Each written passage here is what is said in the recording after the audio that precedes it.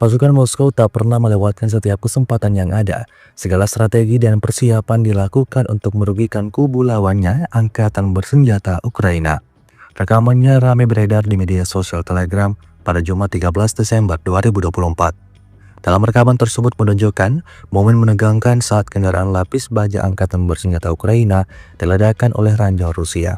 Peristiwa ini terjadi di arah selatan Donetsk. Petugas intelijen mencatat ledakan kendaraan lapis baja musuh di sebuah ranjau. Para kru Ukraina mencoba melarikan diri, tetapi tentara Rusia sigap membunuh salah satu di antara mereka dengan serangan udara.